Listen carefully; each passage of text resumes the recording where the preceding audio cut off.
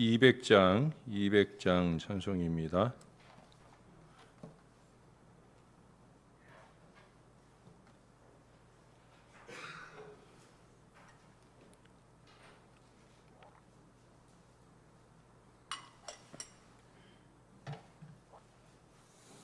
달고 묘한 그 말씀, 생명의 말씀은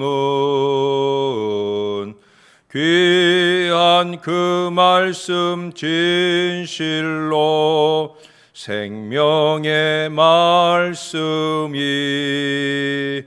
나의 길과 믿음 밝히 보여주리. 아름답고 귀한 말씀 생명샘이로다. 아름답고 귀한 말씀 생명샘이로다. 귀한 주님의 말씀은 내 노래 되도다. 모든 사람을 살리는 생명의 말씀을 값도 없이 받아 생명길을 가니 아름답고 귀한 말씀 생명샘이로다. 아름답고 귀한 말씀 생명샘이로다.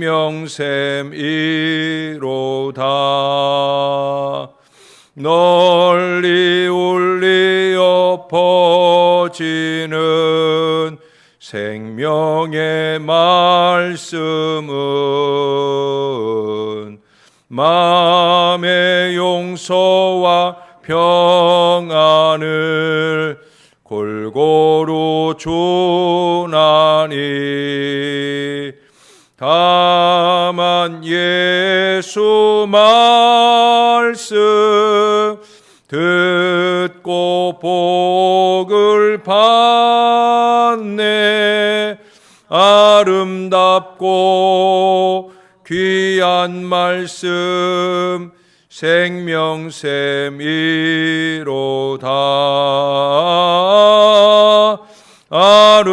아름답고 귀한 말씀 생명샘이로다.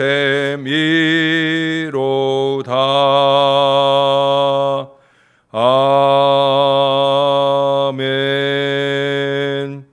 그 뒤로 202장 찬송을 한 장 더 하겠습니다.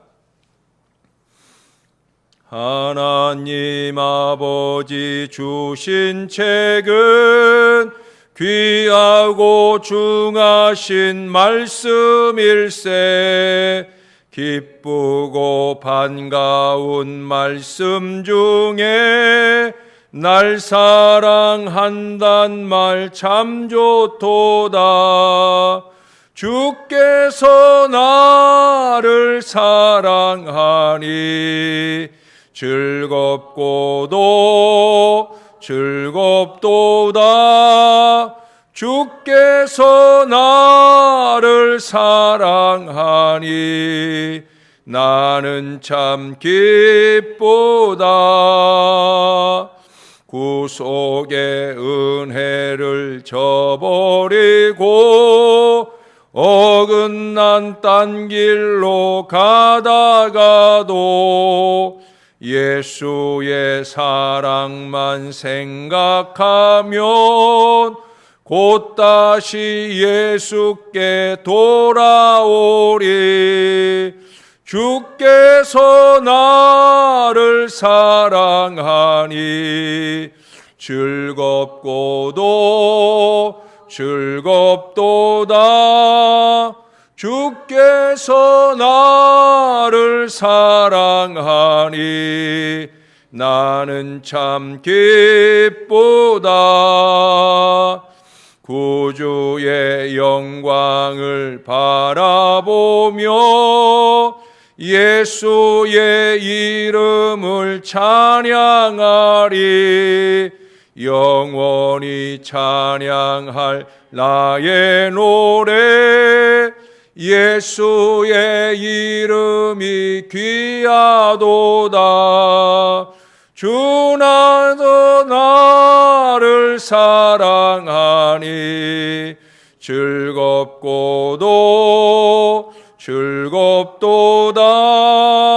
주께서 나를 사랑하니 나는 참 기쁘다. 주 예수 날 사랑하시오니 나 또한 예수를 사랑하네. 날 구원하시려 내려오사 십자가 위에서 죽으셨네.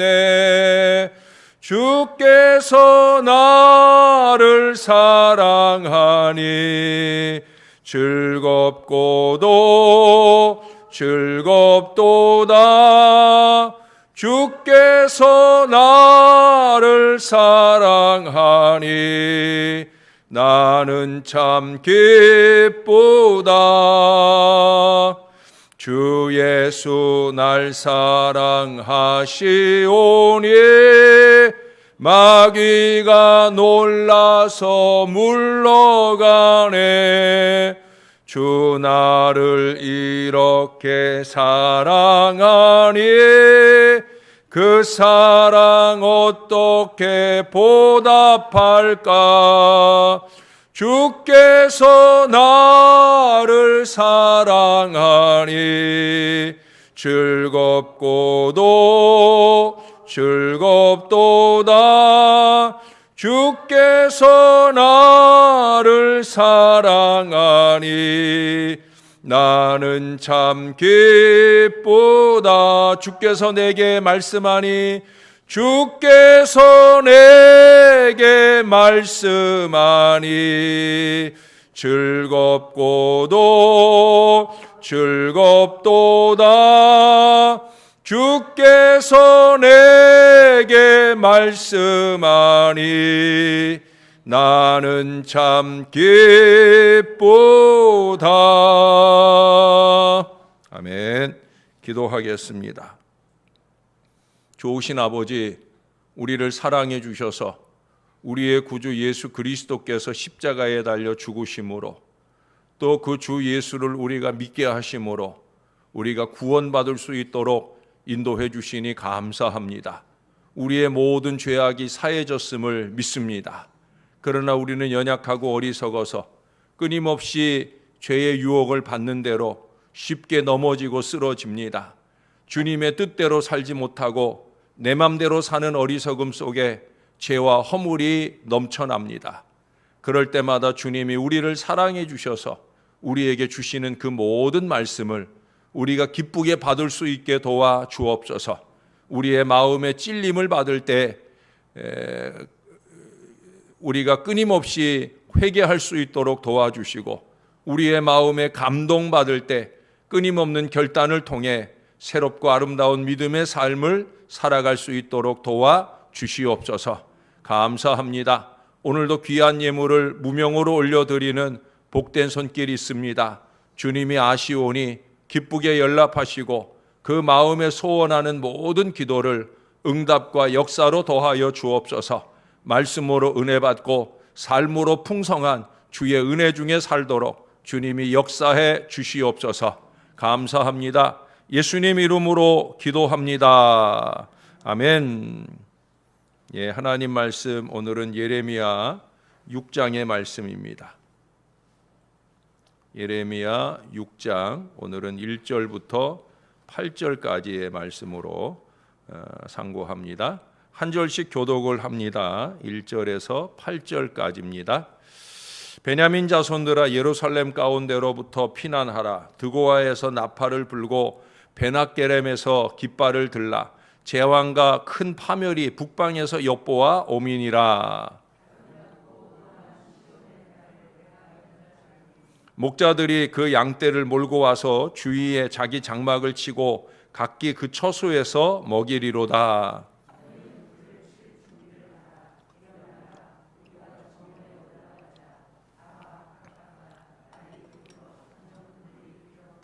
일어나라, 우리가 밤에 올라가서 그 요새들을 헐자 하도다.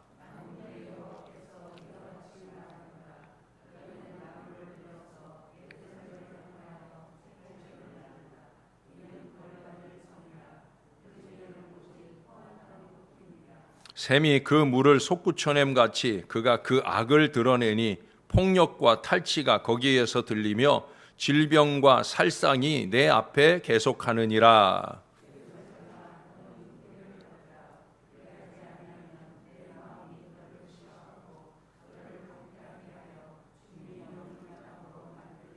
아멘. 예. 어느 도시의 빈민가를 목사와 이발사가 나란히 걷고 있었습니다. 거리의 사람들, 오늘날로 말하면 노숙자죠. 그들이 씻지 않아서 아주 지저분하고 악취가 풍기고 있었습니다. 만약 하나님께서 계시고 그분이 사랑이시라면 왜 이렇게 더럽고 처참하게 살도록 방치해 두는 겁니까? 라고 신앙을 갖지 않고 있는 이발사가 목사님에게 따지듯 물었습니다. 그때 마침 머리가 어깨까지 내려오고 다 헤어진 옷을 입은 거지 청년이 지나가고 있었어요. 목사님이 물었어요. 저 친구를 보십시오.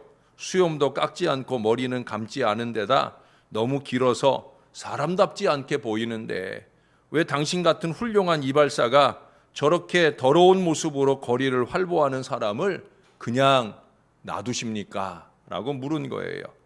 그때 이 이발사가 대답을 합니다. 그야 저 친구가 이발소에 찾아오지 않기 때문이죠. 찾아오기만 하면 저 친구를 미남으로 만들어줄 수 있을 텐데요. 라고 얘기를 했어요. 그러자 목사님도 말씀하십니다. 하나님도 당신과 같은 안타까운 마음을 가지고 기다리고 계십니다.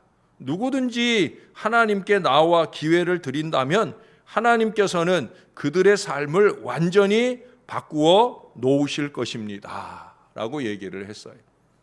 언제나 하나님께 용서와 긍휼의 기회를 드리지 않는데 문제가 있다는 거죠. 그냥 살던 대로, 그냥 하던 대로 끊임없이 주의 말씀이 우리에게 인치듯 교훈해 주셔도 우리의 그 어리석은 고집이 결국 이 하나님의 무한한 용서와 긍휼을 받지 못하게 된다는 거예요. 병에 걸린 환자는 의사를 찾아가 의사에게 치료의 기회를 주어야 합니다. 의사에 의해서 정확히 진료를 받고 그 결과에 따라 맞는 처방을 받아서 치료의 기회를 가져야 합니다. 안 그러면 계속해서 그 질병으로 인한 고통과 걱정과 염려 속에 살아야 돼요. 의사를 찾아가면 이게 중병인지 별거 아닌 건지 금방 알 수 있는데 찾아가지 않는데 문제가 있다는 거예요. 아무리 의사가 실력이 있고 의술이 발전했어도 의사에게 나오지 않는 사람은 그 의술의 혜택을 볼 수가 없고 그 질병으로 인해 고통받으며 죽어가게 될 것입니다. 여러분, 오늘 본문은 이스라엘을 이와 같이 어리석은 병자로 비유를 하고 있어요. 거기 7절 하반절에 보시면 그런 말씀이 있죠. 질병과 살상이 내 앞에서 계속하느니라. 이스라엘의 이 심각한 부패, 사회학, 종교적인 문제점들을 하나님께서는 질병으로 골마 터진 그 상처로 비유를 하고 계시는 거예요. 8절에서 보는 대로 하나님의 훈계, 하나님의 처방이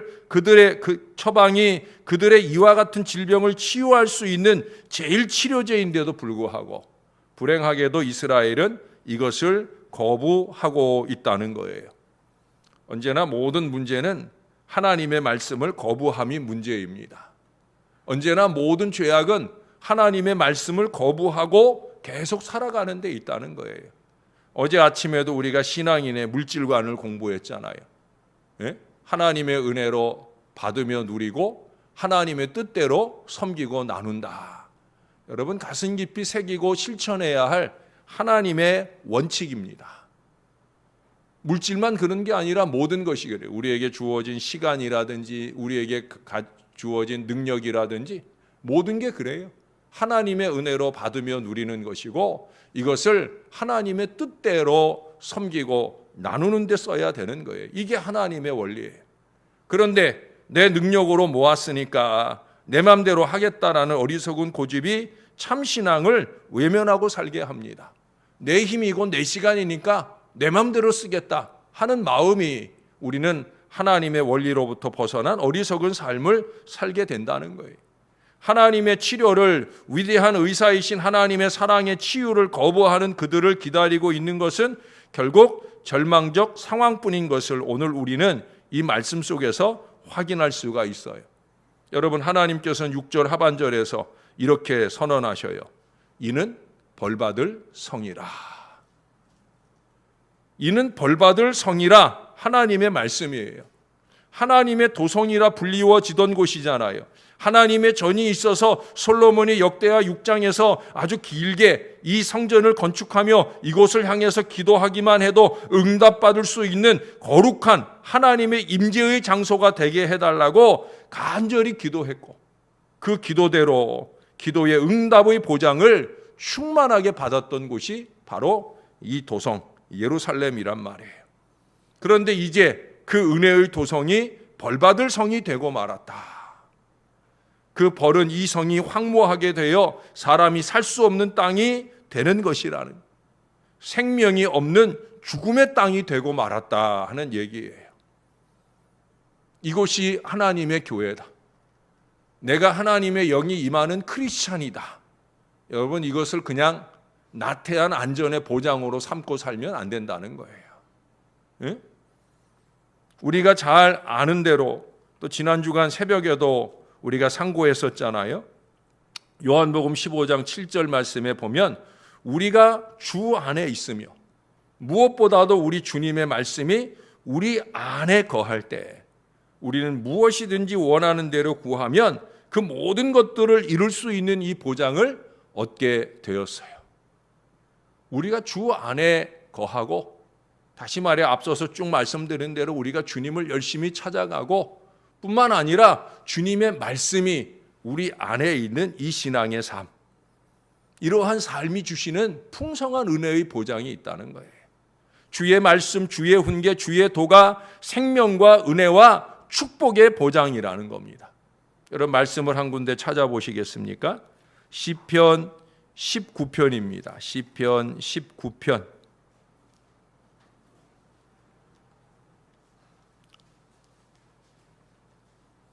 시편 19편도 시편 119편처럼 말씀장입니다.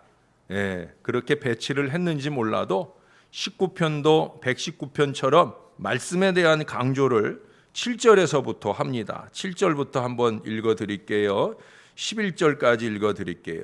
여호와의 율법은 완전하여 영혼을 소성시키며 여호와의 증거는 확실하여 우둔한 자를 지혜롭게 하며 여호와의 교훈은 정직하여 마음을 기쁘게 하고 여호와의 계명은 순결하여 눈을 밝게 하시도다.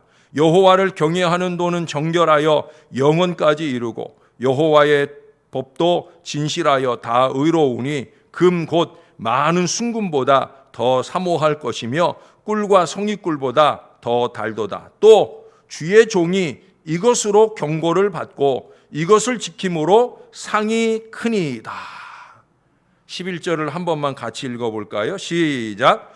또 주의 종이 이것으로 경고를 받고 이것을 지킴으로 상이 크니이다. 그래서 여러분 마지막 14절을 보세요. 나의 반석이시요 나의 구속자이신 여호와여, 내 입의 말과 마음의 묵상이 주님 앞에 연락되기를 원하나이다. 제가 지난 주간에 새벽 시간에 한번 불러드린 찬양, 나의 입술의 모든 말과 하는 찬양의 가사들이 여기 그대로 나오잖아요. 어떻게 나의 입의 말과 마음의 묵상이 주님께 연락되고 응답받는 풍성한 인생을 사느냐? 그건 다름없다는 거예요. 주님의 말씀이 우리 안에 있으면. 그러면 내가 생각하는 것이 악한 생각이 요만큼도 찾아들 수가 없어요. 세속의 생각이 찾아들 수가 없어요. 내 거룩한 심령 속에 내가 마음에 품는 모든 소원들이 굳이 기도라는 형식을 갖추지 않아도 하나님이 다 응답하시고 상을 주신다는 거예요. 그러나 큰 상 받을 보장이 충만해야 하는데 상은 고사하고 오히려 벌받을 존재가 되어서야 되겠느냐는 거예요. 살았고 운동력 있는 하나님의 말씀이 우리들 속에서 운동력 있게 역사하실 수 있도록 이 하나님의 말씀을 마음 깊은 곳에서 묵상할 수 있게 되기를 바랍니다. 하나님의 말씀이 그 인도하심으로 하나님의 말씀의 인도하심대로 살아가셔야 된다는 거예요. 우리가 주의 말씀을 좋아하면, 더 나아가 그 말씀대로 살기를 좋아하면 하나님께서도 우리를 좋아하시고 벌을 주시려다가도 상을 주시는 그 은혜가 우리에게 보장되어 있음을 이 말씀은 우리들에게 분명하게 보여주고 있습니다. 새벽 시간인데 객적인 얘기 잠깐 한번 할게요. 여러분, 요구르트와 대화하는 방법을 아십니까? 요구르트와 대화할 수 있어요. 어떻게 하는지 아세요? 먼저 요구르트와 대화를 원하신다면 요구르트를 뭐라고 그럽니까? 집으로 배달 신청을, 그래서 계속해서 매일마다 요구르트를 먹을 수 있도록 신청을 하셔요. 그러고 이제 아침 일찍 일어나셔서 요구르트가 배달될 시간에 문 안에서 기다리고 있는 거예요. 그리고 문 밖에서 부시럭부시럭 소리가 나잖아요. 그러면 물어보세요. 누구세요? 라고 물어보시면 문 밖에서 이런 대답이 들릴 거예요. 네, 요구르트예요. 아침이라 뭔 얘기인지 모르시는구나. 요구르트랑 대화를 했잖아요. 그렇죠? 누구냐고 물어봤더니 밖에서 요구르트가 네, 요구르트예요 라고 대답을 하잖아요. 제가 아침부터 왜 이런 얘기를 하겠습니까? 별말 아닙니다. 성경과의 대화를 좀 시작하시자는 거예요. 말씀과의 대화를 좀 시작하자. 하나님의 말씀이 나에게 말씀하시면 그 말씀을 나의 품에 품는 마음, 그 말씀을 삶으로 살아가는 이 대화를 좀 하자는 거예요. 요한계시록 10장 10절에 하나님의 말씀은 입에는 꿀같이 달아 먹은 후에는 내 배에서 쓰게 된다고 기록하고 있어요. 때로 우리는 듣기는 좋으나 내 안에서, 내 삶 속에서 그것이 실천되어지기 위해서는 참으로 많은 고통을 요구받을 때가 있어요. 어렵죠. 왜? 내가 지금까지 살아온 대로 살아오고 싶은 마음이 간절하니까. 그러나 그렇다고 포기하면 안 된다는 거예요. 좋은 약이 입에 쓰잖아요. 마찬가지예요. 내 삶에서 쓴 하나님의 말씀이 내 영혼을 살리고 나를 풍성케 해주실 하나님의 말씀인 것을 꼭 믿으시기를 바랍니다. 내가 실천하기 어렵고 힘든 일일수록 여러분 빨리 실천을 해보세요. 그러면 지금 내가 받으며 누리는 것보다 더 풍성하게 받고 누릴 수 있어요. 나만 아니라 내 후손들이 나보다 더 많이 받으며 누리게 할 수 있는 은총의 보장이 바로 거기에 있다는 거예요. 우리가 흔히 그런 얘기 하잖아요. 예? 어떤 벌이라도 달게 받겠습니다. 여러분, 그것보다 더 중요한 게 있어요. 어떤 말씀이라도 달게 받겠습니다. 이 신앙이에요. 왜 벌 받을 생각을 해요? 말씀을 받고 말씀을 통해 보장된 큰 상을 받아야지요.